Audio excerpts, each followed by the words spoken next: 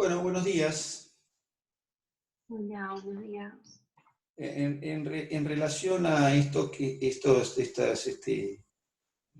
estas tomas de pantalla, he decidido que ahora la clase la voy a dar en otras condiciones. Así que, buenos días, ¿cómo les va? No, profe, no hace falta. Bueno, está bien, vamos a ver qué hacemos. Bueno, vamos a terminar con dislipidemias. A despertarse y adelante. Vamos a ver que esté la gente, a ver cómo está esto. Un segundito, hacemos una mirada. Hoy mi computadora la veo particularmente lenta. Pero bueno, ahí está. 3 por 4, 12, 15, 17, 16. 16. Bueno, vamos a ir arrancando entonces. Bueno, ayer estábamos contando sobre... sí, las formas en que podíamos clasificar las dislipidemias. Bueno, nada, y estábamos contando que cómo genéticamente habían distintos déficits o distintos defectos que eran los que condicionaban la aparición de estas dislipidemias y las consecuencias básicas de esos defectos. Habíamos contado también cómo clasificarlas en primarias o secundarias, y la última forma de clasificarlas la pone un señor que se llama Friedrichsen. Es una clasificación antigua, pero que todavía se usa, que clasifica las dislipidemias en 5 grupos, del 1 al 5. El 1 está dividido perdón, el grupo 2 está dividido en 2, pero de todas maneras está bien, divide en grupos de acuerdo a algunas características. Digamos, él agrupa de acuerdo a la lipoproteína que esté elevada, o sea, ya sea el kilomicrón, LDL, VLDL, y de acuerdo a eso, y al, al, a la alteración metabólica que se presenta. Para el caso, no hay grandes cosas que decir, ¿no? Si uno dice por ahí la tipo 1, tiene aumento de triglicéridos, porque hay un kilomicrón, el kilomicrón está aumentado, se asocia a pancreatitis. Todas las patologías que tengan aumentados los lípidos, especialmente triglicéridos, son patologías que inducen a la aparición de pancreatitis. Lo vamos a repetir de nuevo cuando veamos pancreatitis. Las hiperlipidemias se asocian con aparición de pancreatitis. Entonces decía, las de tipo 1 se asocian a pancreatitis, aumento significativo de triglicéridos, y bueno, aparece la sintomatología de esos triglicéridos, especialmente en la piel, como erupciones, aparecen como forma de erupciones o santomas. Después las de tipo 2 son más bien con aumento de colesterol, se relacionan con aterosclerosis prematura, y lo que hay aumento es de LDL o LDL con VLDL. Pero lo que predomina es el aumento de colesterol. Son generalmente de origen genéticos y suelen tener enfermedades coronarias tempranas. Esos son los de tipo 2. Los de tipo 3 tienen aumento principalmente de IDL, y suelen asociarse a aumentos de triglicéridos y colesterol, de las dos cosas. Hay déficit de ApoE, déficit de ApoE, y entonces, nada, les queda les queda IDL en la sangre, suelen también tener enfermedad vascular prematura. Y los de tipo 4 son los que, según esta clasificación, los que se asocian a otras patologías, como son diabetes, obesidad, alcoholismo, hipotiroidismo. ¿Pero estas categorías se siguen usando? Mirá, no ¿O se ya? usan, pero está bien tener en cuenta estos agrupamientos. De todas maneras, tenerlos en cuenta. Es una forma más de agruparlos. Si vos comparás con lo que viste antes, te vas a dar cuenta que es parecido. Es una forma de agruparlo. Es decir, entender, todo tiene que ver con entender. Si vos ves, por ejemplo, VLDL aumentada, como es en las de tipo 4, vas a ver probablemente aumentados los triglicéridos, porque de eso se trata la VLDL. Cuando tengas los kilomicrones aumentados también. Y después por ahí lo que hace es ponerte, no sé, el grupo con que se asocie eso, es decir, que si por ejemplo las de tipo 4 se referencia a las que tienen defecto con el gen de la lipoproteína lipasa.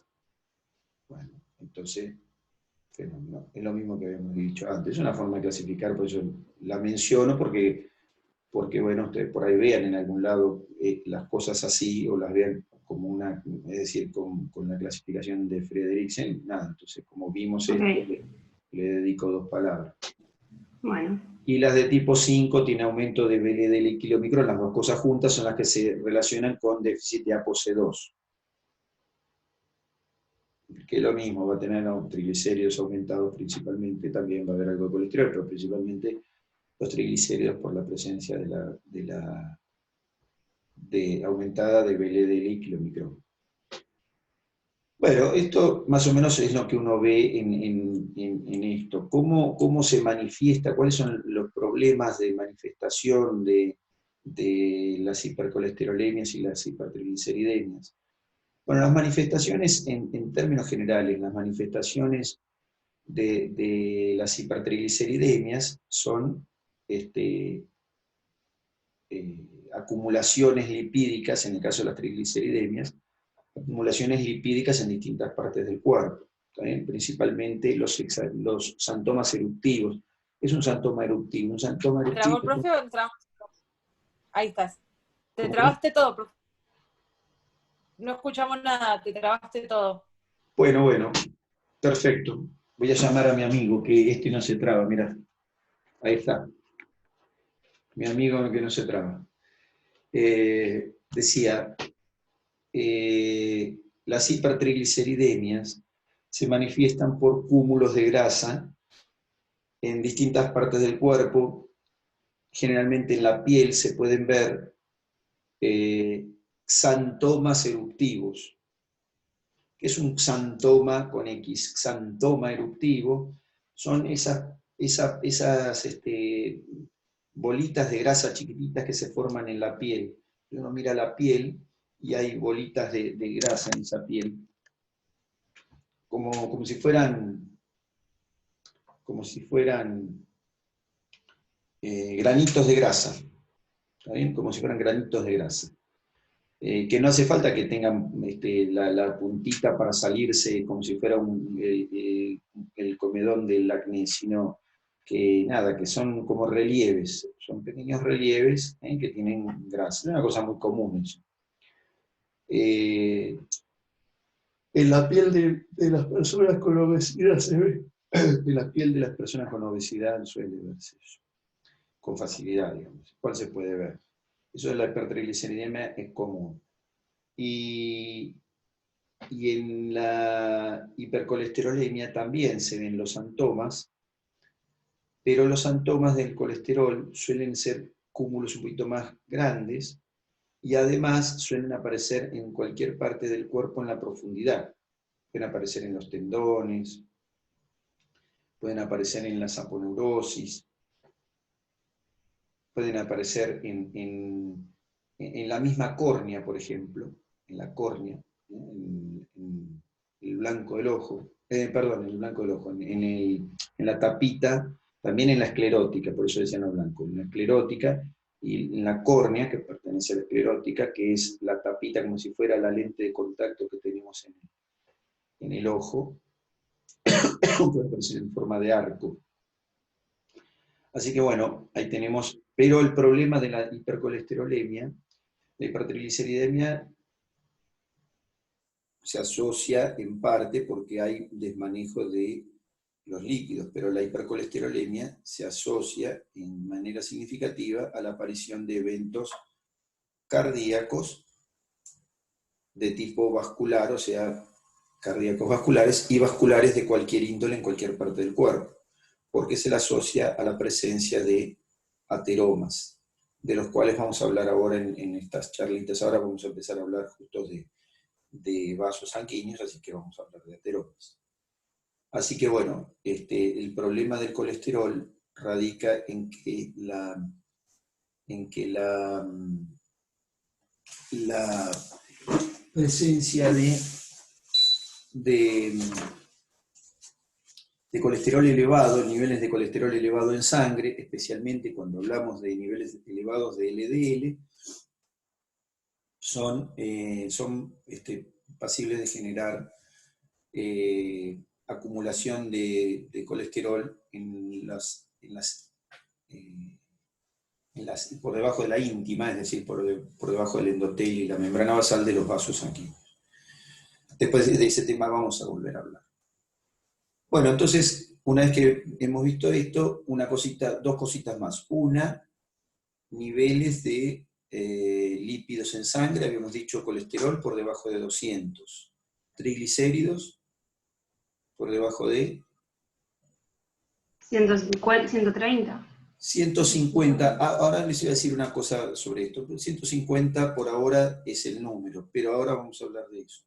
¿Sí? Por debajo de 150, y después hablamos de HDL, ¿y qué sería? El HDL es al revés, ¿cómo sería? Mayor a 40. Por arriba de 40, por arriba de 40 en hombres, y por arriba de 50 preferible en mujeres. Y eso también hay alguna variación. En el hombre ahora ya se dice 45, 55 mujer, pero bueno. Y eso HDL, LDL, perfecto. Triglicéridos, colesterol total por abajo de 200. Ahora, estos valores, ¿y LDL? 130. Bueno, ese valor está bien, por debajo no, habíamos dicho, está bien, por debajo de 130 LDL. Y ahora les cuento las cosas que ahora vienen más nuevas, porque ahora pacientes que tienen riesgo cardiovascular, se habla de LDL por debajo de 100. Por debajo de 100. Y triglicéridos por debajo de 150, de 130.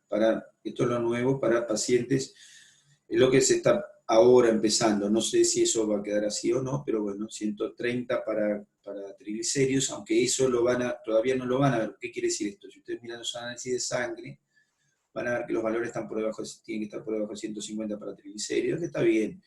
Y LDL por debajo de 130, pero ahora empieza por debajo de 100 para pacientes que tienen riesgo cardiovascular. O sea que bueno, tener en cuenta que hay grupos entonces que por ahí es conveniente tenerlos más bajos, que está bien, no está mal tener más bajos los lípidos, especialmente pacientes con riesgo cardiovascular, es una buena medida, no está mal. ¿Te hago una pregunta? Sí. ¿Hace diferencia, al menos cuando se hacen los estudios de sangre, entre LDL y LDL oxidada, o se toma como lo mismo? No se hace diferencia, no aparece en los estudios, no hay diferencia entre uno y otro. Es decir, aparece todo en conjunto porque no hay... Porque la manera de medir LDL oxidada es relativamente más estimativa. Entonces no se mide, no se Pero el valor de LDL que te dan sirve para, o sea, no importa si es LDL o LDL oxidado, no puede estar alto, como que no hace diferencia, es lo mismo. Si está alto, está alto.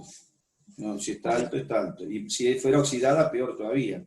O sea, si es LDL oxidada, menos buena sería. Pero de todas maneras ya la LDL, aunque no esté oxidada, el aumento de LDL es un problema. porque se oxida con facilidad, la oxidan los tejidos y la oxida el propio macrófago. Así que LDL elevada es sinónimo de problema en puerta. Así que bueno, siempre conveniente tenerla más baja. O por lo menos es una cuestión de pensamiento actual que me parece muy lógica. Yo opino igual, opino que la LDL trata de tenerla cuanto menos la tenés en el cuerpo, mejor. No niveles de cero, no quiere decir que tengas que, pero tenerla baja no está mal.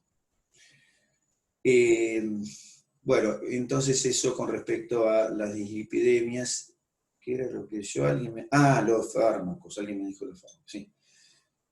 Para los lípidos nosotros tenemos, básicamente, para los lípidos en general, 5 líneas de tratamiento, ¿no? Es lo que hay actualmente. Tenemos las resinas que ligan ácidos biliares, ¿no? Resinas que ligan ácidos biliares. Esas actúan en el tubo digestivo, como la colestiramina. ¿Y qué hacen? Ligan los ácidos biliares, efectivamente, y evitan la recirculación del ácido biliar. Esas fueron las primeras formas en que se trató la hipercolesterolemia, y son útiles, todavía se pueden usar. Se usan las colesteraminas, lo que pasa es que no se las usa solas, y se las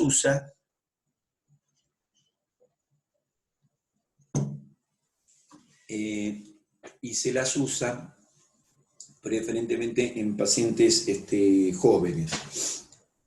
Ahora, el defecto que tienen la colesteramina, las resinas estas, es que ligan los ácidos biliares y puede producir malabsorción de vitaminas o de otros nutrientes. O sea, el principio consiste en yo ligo las sales biliares, las pierdo, no hay circuito enteropático, tengo que fabricar nuevas. Entonces el hígado utiliza el colesterol para fabricar nuevos ácidos biliares. Entonces un problema es que puede producir malabsorción. El otro es que el hígado empieza a metabolizar lipoproteína y que puede aumentar los ácidos grasos.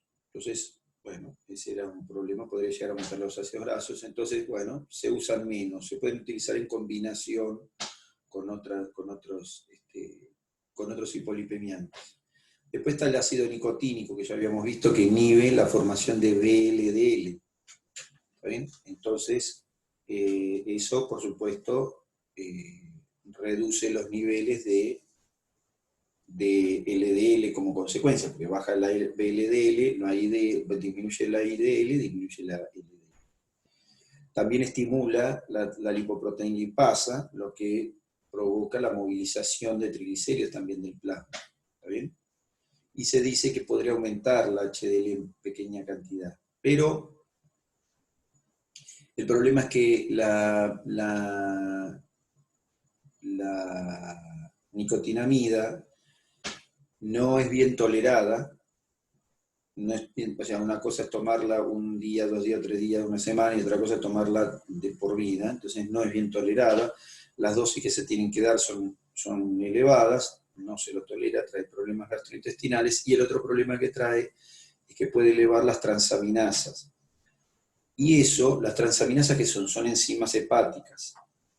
Y esa elevación de las transaminasas se puede asociar con la aparición de lesión hepática. Entonces, bueno, bien.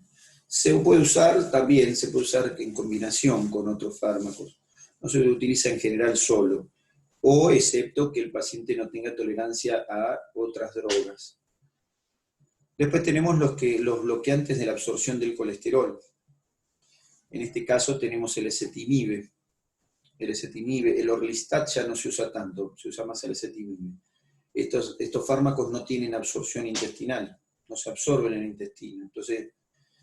Entonces, bueno, son útiles porque no se absorben, pero los niveles que bajan el colesterol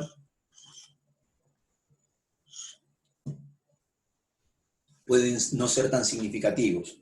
Disminuyen la LDL, dentro del colesterol que bajan, pero los niveles que bajan no son tan significativos. Estos se usan y en combinación generalmente con el siguiente grupo, que son las estatinas. Las estatinas son inhibidores de la hidroximetil-glutaryl-CoA reductasa, o sea, la HMG-CoA reductasa, que es la enzima de paso limitante en la síntesis de colesterol endógeno. Estas son bastante útiles y se usan habitualmente.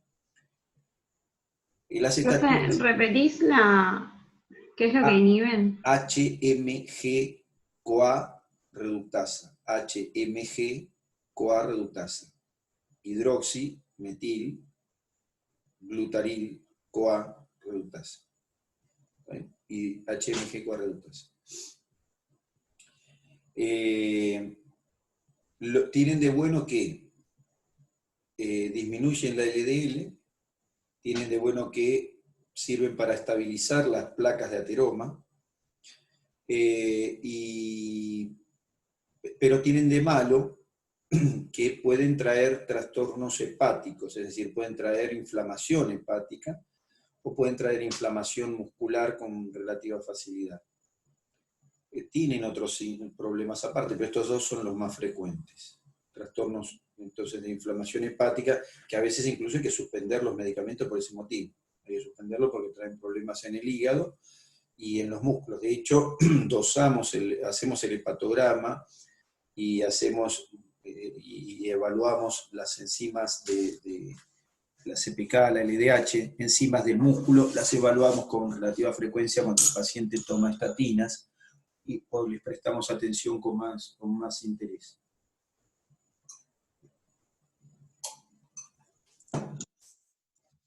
Bueno, y me queda un grupo, dije 4 grupos, ¿no? Y el otro grupo... Ah, sí. Sí, 4. Sí, no, me estaba pensando cuál me faltaba. Los fibratos. Los fibratos. Los fibratos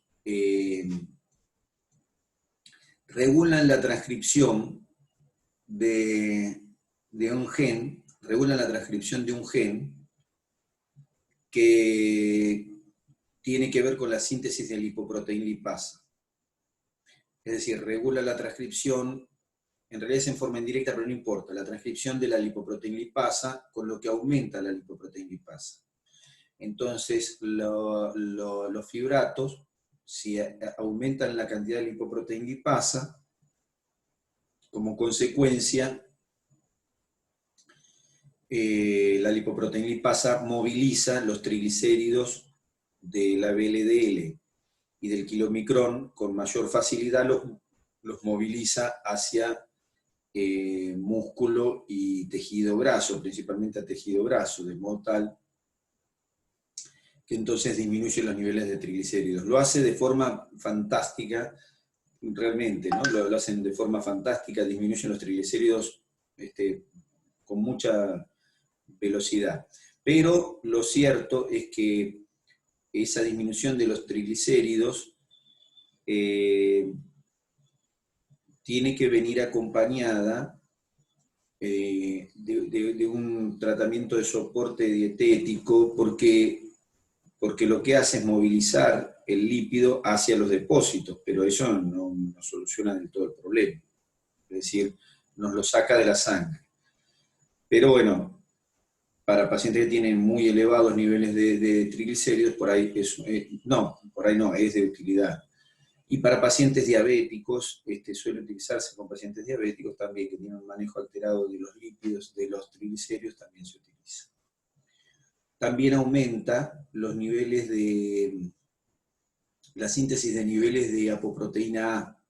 Entonces, como aumentan los niveles de apoproteína A, entonces también aumentan los niveles de HDL, porque el HDL lleva apoproteína A. Entonces decíamos al principio, si uno tiene mayor sustrato para hacer algo, bueno, hace más de ese algo. Entonces, en este caso el algo es la HDL, y el sustrato que aumenta o que hay en mayor cantidad es la ApoA.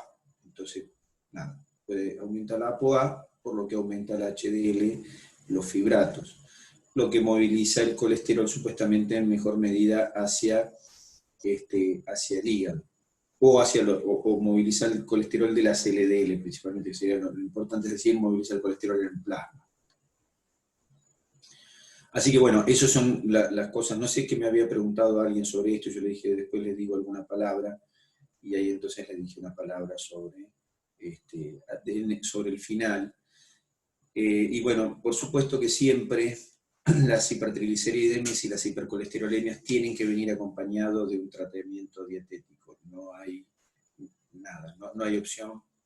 Hay que disminuir la cantidad de colesterol y de triglicéridos en el torrente sanguíneo, y entonces hay que disminuirlos en la dieta.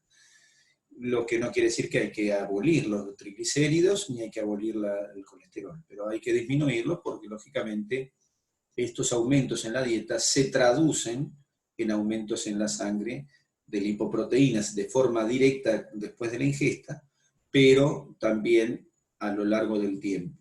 Así que bueno, eso es lo que, todas estas cosas son las que justifican lo que vieron en dietoterapia respecto de lípidos, ¿no es cierto?, de manejo de lípidos.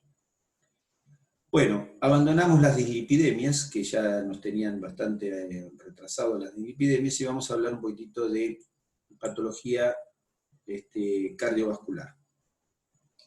Y podemos empezar con los vasos sanguíneos, y después vemos algo de corazón. Los vasos sanguíneos, nosotros vamos a ver, no vamos a ver toda patología de vasos sanguíneos, es decir, no vamos a ver vasculitis, vamos a ver un par de cosas. De vasos sanguíneos hay dos cosas que me interesan, que son la enfermedad por ateromatosis, la ateromatosis, perdón, o la enfermedad por acumulación de lípidos, y la hipertensión arterial. Son las dos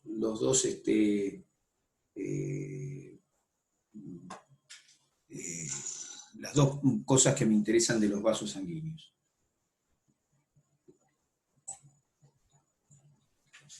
Me tomo mi tecito rápido y está. Ahora sí estoy al día. Entonces decía que nosotros vamos a ver dos cosas de los vasos sanguíneos. No son todas las patologías de los vasos sanguíneos, o sea, no vamos a ver tumores de los vasos sanguíneos, no vamos a ver aneurismas, no vamos a ver cosas, nada. Lo que vamos a ver son patologías que se relacionan con lo que ustedes ven y que son entonces aterosclerosis y la hipertensión arterial. Para hablar de vasos sanguíneos vamos a analizar rápidamente, muy rápidamente, cómo están hechos los vasos sanguíneos. Vamos a recordar cómo están hechos los vasos sanguíneos. Los vasos sanguíneos son tubos, y esos tubos existen tres tipos de tubos. Las arterias, las venas y los capilares. Los capilares, nosotros no los vamos a tratar. Hay enfermedades de capilares, sí, pero no nos interesan las enfermedades de capilares, que por suerte no son muy comunes. Puede haber disfunción capilar en algunos pacientes que tengan algunas patologías especiales, pero nosotros los capilares los vamos a dejar. El capilar, nada. De todas maneras les cuento ahora cómo está hecho. De patología venosa, también nosotros no vamos a hacer gran referencia a la patología venosa. Vamos a mencionar la trombosis, pero nada, eso lo vamos a mencionar más adelante. Trombosis que puede darse en las venas, pero también patología venosa no nos interesa tanto, sin embargo ahora les voy a decir cómo están hechos los vasos. Y la patología arterial. En términos generales, arterias y venas están hechos de la misma manera, es decir, están hechos por tres capas. Eso ya lo vieron. Yo tengo acá la diapositiva para compartirles. Entonces,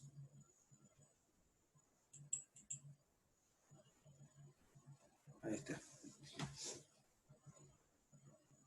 Ahí tenemos los vasos sanguíneos, los vasos sanguíneos.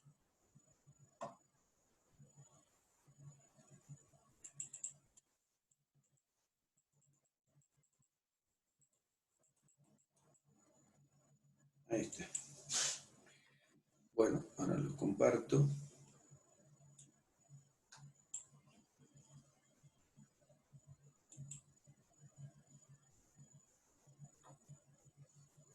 Hoy está particularmente lento, esto no sé por qué.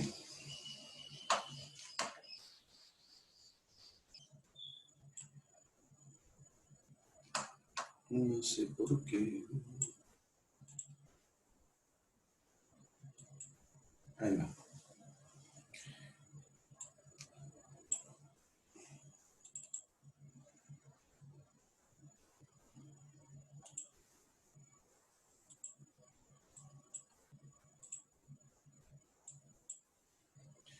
Ahí están los vasos sanguíneos con las tres capas. Tres capas.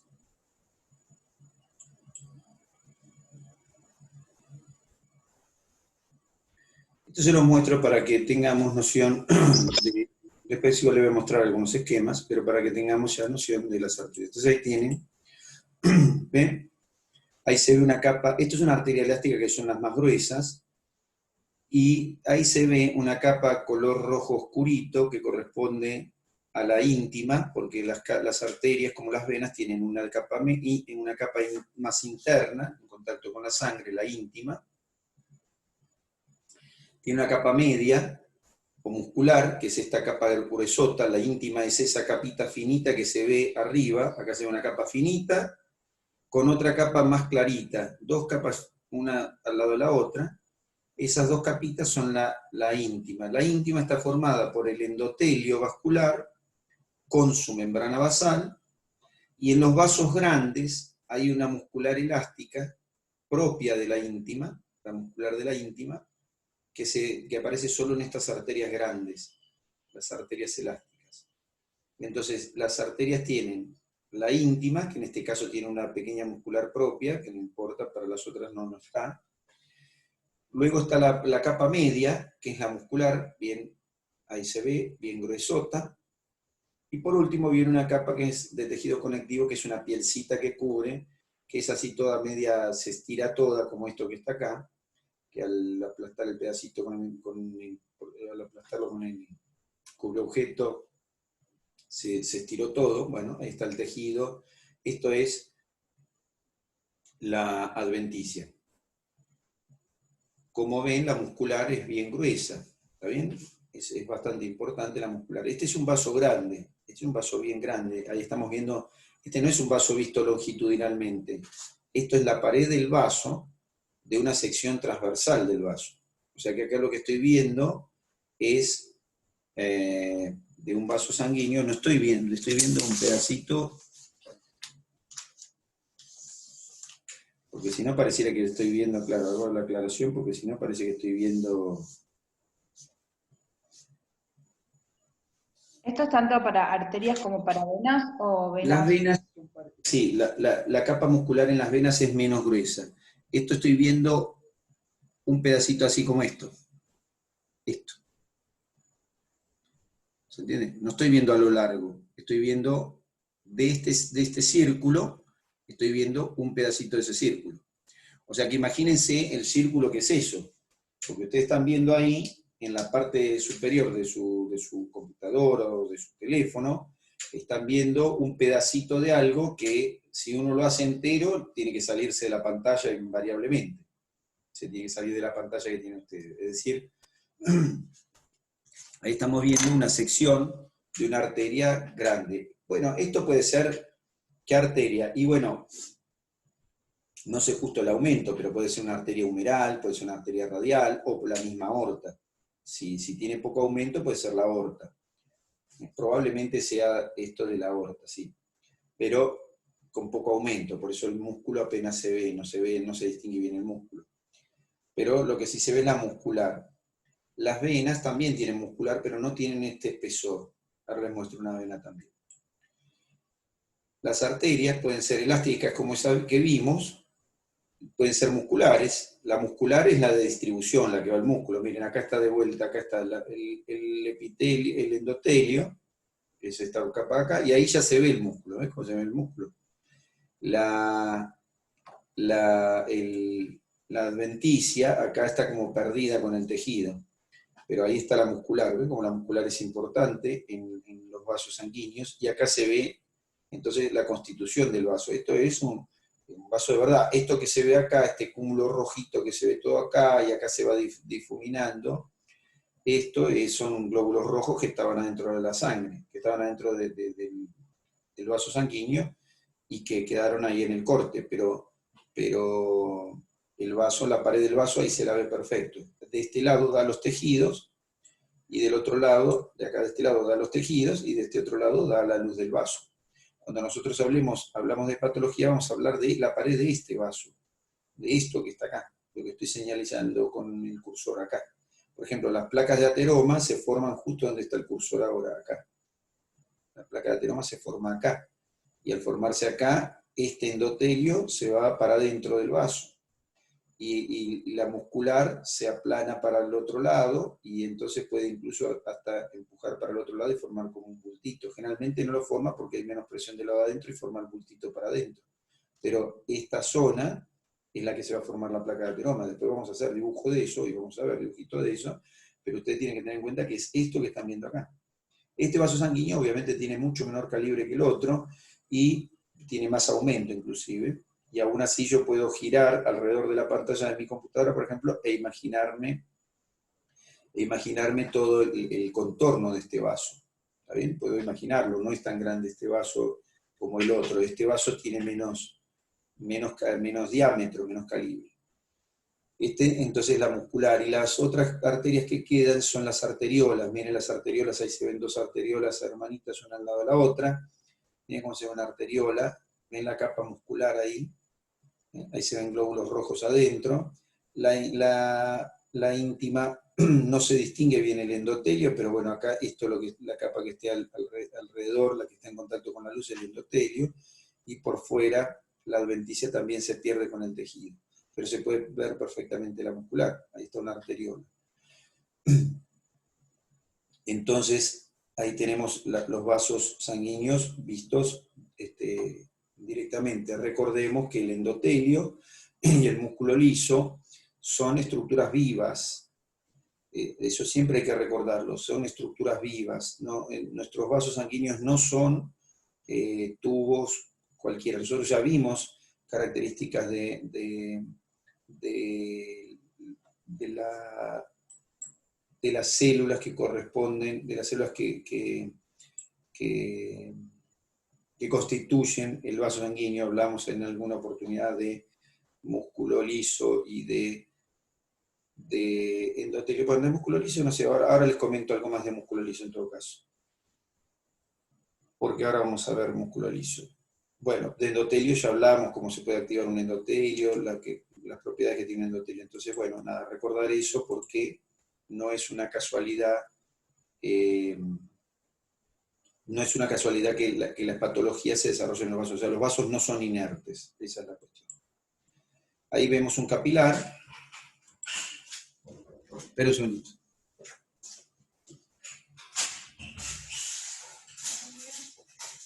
Entonces ahí vemos un capilar, y el capilar se ven los huevos fritos, que no son huevos fritos, que corresponden al endotelio. Ahí se ve el endotelio, y se ve por fuera el tejido directamente propio del órgano donde está el capilar. Esto tiene mucho aumento, ahí se ve perfecto.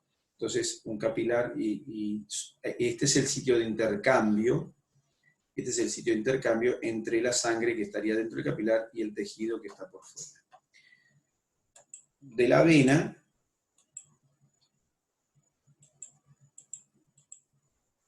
si se corta, no se escapen, 5 minutos, 10 minutitos, y hacemos un movimiento más. La vena, miren cómo esto es una vénula, miren cómo es nada, la muscular donde está acá, y hay un musculito por ahí disperso, por acá, hay músculo apenas, ¿de acuerdo? Espérenme un segundito. Sí, ¿cómo va? Había hablado allá, yo sí había conseguido el talento.